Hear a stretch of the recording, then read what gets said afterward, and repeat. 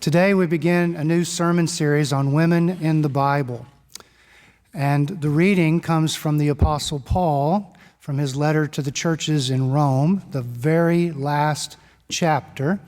But I'm starting in verse 3 because verses 1 and 2 are about another woman that Reverend Katie Smith-Musat will talk about in a couple of weeks. So listen to this reading from Romans 16, beginning at verse 3. Greet Prisca and Aquila, my co-workers in Christ Jesus, who risked their necks for my life, to whom not only I give thanks, but also all the churches of the Gentiles.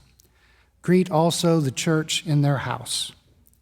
Greet my beloved Epaenetus, who was the first convert in Asia for Christ.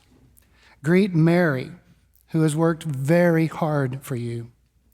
Greet Andronicus and Junia, my fellow Israelites who are in prison with me. They are prominent among the apostles, and they were in Christ before I was. Greet Ampliatus, my beloved in the Lord. Greet Urbanus, our co-worker in Christ, and my beloved Stachys. Greet Apelles, who is approved in Christ. Greet those who belong to the family of Aristobulus. Greet my fellow Israelite, Herodian. Greet those in the Lord who belong to the family of Narcissus. Greet those workers in the Lord, Tryphena and Tryphosa. Greet the beloved Persis, who has worked hard in the Lord. Greet Rufus, chosen in the Lord, and greet his mother, a mother to me also. Greet Asyncritus, Phlegon, Hermes, Petrobus, Hermas, and the brothers and sisters who are with them. Greet Philologus, Julia, Nereus, and his sister and Olympus, and all the saints who are with them. Greet one another with a holy kiss. All the churches of Christ greet you. It seems to me this kind of passage in the Bible ought to come with a warning. You know the kind I'm talking about? May cause drowsiness. Do not drive or operate heavy machinery. It's a list of names. And it's a long list of names that are foreign to our ears. It kind of, coming at the end, it kind of reminds me, at the end of Paul's beautiful letter, here's this list of names. It kind of feels like when you've gone to see a movie, and then at the end, all those credits. You know, most people have grabbed their jacket and headed for the exits, and the credits just keep on rolling and rolling. I mean, who cares who did the hair for Ralph Fiennes or Stanley Tucci's Private Driver? We just wanted to see that movie about the election of a pope. Well, the obvious answer is Stanley Tucci's driver and Ralph Fiennes' hairdresser want to see those credits. They care, and their family and their friends. Oh my gosh, look, there's your name. It's on the screen. You see it? I think I first figured out that names weren't just names, but represented people when I heard Fred Craddock talk about this very passage. He imagines a woman who has gone with her granddaughter to Washington, D.C. The granddaughter has never been. She's a young adult, but she's never been to D.C. And they make their way to the Vietnam Memorial, that long wall, granite wall with all those names. And they search and they find it, and together they put their fingers in. Paul knows that because he's greeting these people, some of whom he knows and some of whom he will meet when he gets there. But this list of names was not unusual in the first century. All throughout the Roman Empire, in cities, there would be lists posted publicly in a lot of cases, sometimes lists of people serving in the military, people buying homes or land. And there were also lists in private residences. So you've heard me say before, but all throughout the Roman Empire, except for slaves, and even then occasionally they could, everybody was a part of a small group that met every evening. They would have a meal and conversation, and there were different ones formed sometimes by their job and sometimes by socioeconomics. There might be a group of woodworkers that met over here, stonemasons over here, followers of Jesus. They were a group. And in all these groups, inside the home would be a list. It was really the roster of attendance. That's not a new thing. There were a column of men and a column of women. There was room at the bottom of the list in case someone new joined. And if they could, they would arrange it so that the people nearer the top were kind of honored. But the whole point was not just to keep attendance, which they did, and not just to attract people paying dues, which they did, but that it was a way of belonging. To see your name on the list would mean you belong. These people on Paul's list, they belong. Paul has a list. We heard it. 30 names. I read 30 names. A third of them, hidden from our ears, a third of them are women. And he honors them. He starts with Prisca. Sometimes she's called Priscilla. And in lots of cases, it's Aquila and Priscilla, husband and wife. But in this case, he has reversed it. It's a way of honoring her. He mentions her as being honored within the ministry of the church and even hosting one in their house.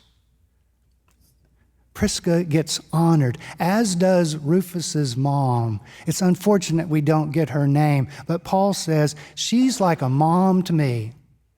Now you have to imagine this. Can you imagine being a stand-in mom to the Apostle Paul? I mean, are you going to tell an apostle he needs to brush his teeth? Are you going to tell him, hey, trash day's tomorrow, Paul. You're going to get out there and get that done? I don't even know if apostles have chores, or maybe they're above that. Paul's list honors and includes these women. And down through history, women and men have found this list inspiring. It was evidence of how early on in the Christian movement, women played a prominent role and still could. But down through history, men, mostly men, found this list troubling. And so they set out to do something about it. The biblical scholar John Dominic Crossan, he gets into it with a parable of sorts. In 1906, some archaeologists in Turkey, in the city of Ephesus, unearthed a cave. You can still go there. It's called St. Paul's Grotto or the Cave of Paul. Turns out it's not a good name, because if you go to the cave, you'll notice that there are murals, big murals on the walls from the 5th or 6th century, place where Christians met. And two of them, the Apostle Paul and a woman named Thecla, prominent at the time. And as Crossan notes, they're about the same height, not one over the other. And both have their hand raised in that gesture of priestly blessing. And they are looking at you, the viewer. But vandals long ago scratched out Thecla's hand. They scratched it out, and they scratched out her eyes. And as Crossan notes, if the Vandals had wanted to say something against Christianity, they'd have crossed them out both. But it was a statement about women. When you come to Paul's list, you will find something similar. You could call it sexual harassment or maybe textual harassment. Let me explain. If I showed you a page of the Greek New Testament, any page at random, yes, I know, you'd say, well, it looks like Greek to me. That's the old joke. And you wouldn't maybe be able to make out a single word, but you would notice one thing. There are footnotes at the bottom. On nearly every page in the New Testament, there are footnotes. Why? Well, because they didn't have photocopiers back then. Copies of manuscripts, Paul's letter to Rome, were hand done. They were transcribed slowly. And sometimes these scribes, they just made an innocent mistake. But sometimes they decided, I think I'll make a little change here. And that's what they did with one woman in this list, Junia. She comes near the middle. You might have heard it if you were still awake. It mentions Andronicus and Junia, presumably husband and wife, except the scribe decided that Junia could not be Junia, and with one little stroke of the pen, changed her name to a man's name, Junius. Why? There's all these women. Why change this one? Because Paul says she is prominent among and all the commentators agreed. It's a woman, and she's an apostle. But the Roman Catholic Church, about 1,000 years into our history, decided to change it. And the reason was because if a woman could be apostle, then women could be priests, and they didn't want that. Some said, well, we could let her be a woman, but how about if we change prominent to the apostles instead of among? You know, like she's a helper. But that's not how it goes. Now, scholars find this interesting because of this. Contrary to what so many of us grew up hearing, women in the Roman Empire had more rights than we imagined. It was a patriarchal society, let's be clear, but women had rights. They could own property. They could work outside of the home, have their own business. They could inherit. They were not under their husband's authority. And while Judaism forbade a woman filing for divorce, the empire didn't. But here's the irony. While women in the empire had rights, the history of Christianity, Protestant and Catholic, has been a kind of oppression, a kind of no. Do you remember that definition of feminism? The radical notion that women are people too? By that definition, I'm a feminist. I don't know if I came about it the way, it came about. My mom divorced my dad when I was in junior high. She became a single mom who went to work for the phone company and became an engineer, and she bought a house in the 70s. I learned even then, women could be anything. But when I came to faith as a freshman in college and started going to church, nobody sat me down and said this, but it didn't take long to figure out that women could make cookies for the church, but the men would do all the Bible stuff. Thankfully, I went to seminary and learned about passages like this. And I had women professors and women students who were with me in classes. They were a very small group. But now, in many seminaries, women are a little more than half. But I think one of the biggest things I remember, and it's kind of related to the Bibles that we have in our pews. The Bible translation that we have in our pews is called the NRSV. It came out in 1989. It was the year I started teaching. And I remember that, for instance, one of the things they changed was that when Paul wrote his letters to the churches and addressed them, he would say brothers, but this new translation said brothers and sisters. And I thought, that's a good move. But the women students that I had said, that's not just a good move, that is gospel, that is great news. And they explained it. This one woman student explained it to a man. She said, imagine you'd grown up in church and every time Paul's letters were read in the church, it said sisters, but you know, it means everybody. And that's when he got it. Oh. I have a friend that I taught with at the seminary, but before she came on faculty, she was a pastor of a church in the South.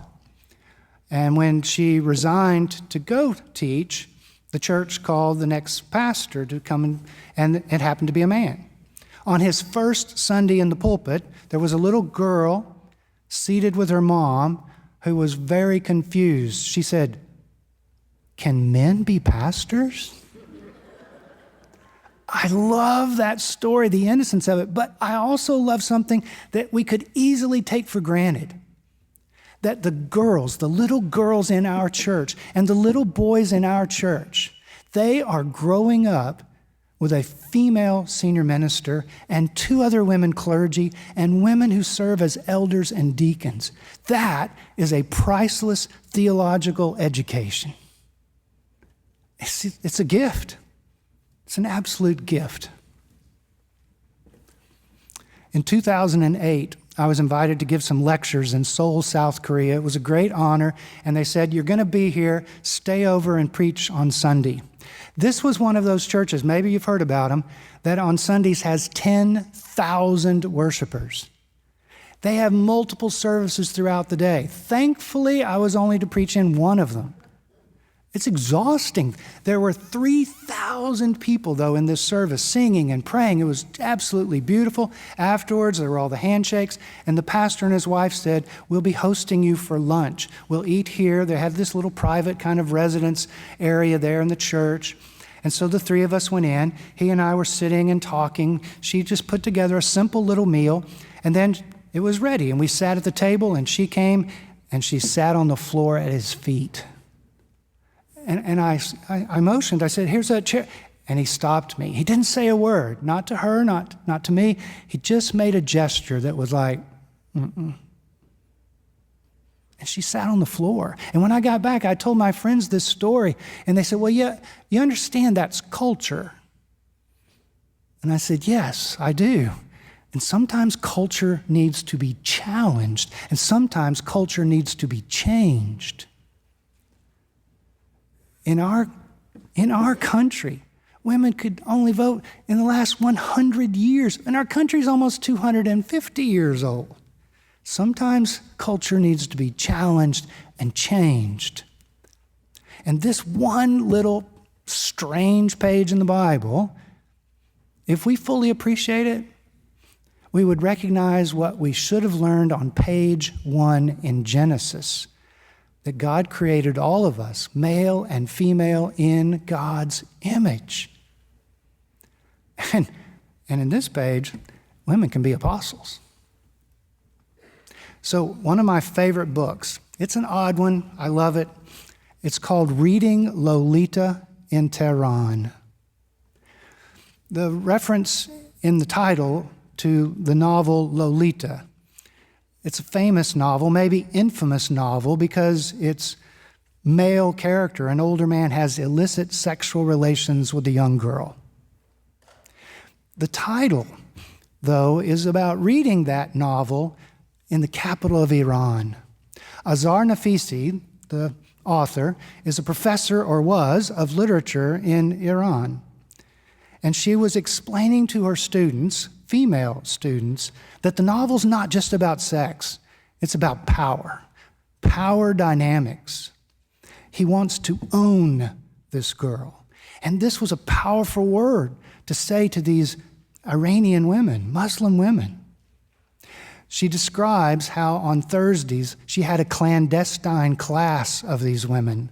They would sneak to her home where they would read things forbidden. All of the women, she has these two photos. In the first photo, all of the women are wearing the robes and the headscarves, and just the oval of their faces is showing. And then, in front of the same wall, absolutely beautiful. I wish I had that second photo, because I do a little photoshopping. I think what we need to add is the women from Romans 16. Let's have them all together. And in fact, let's just kind of see if we can pull back and put all of the women of Country Club Christian Church, past and present. And this big photo, we'll frame it. And we'll put it, I don't know, in the parlor, maybe over where that artwork is, by the Last Supper sculpture where Jesus and all those men are eating. And there'll be a little brass plate, and it says, made in God's image.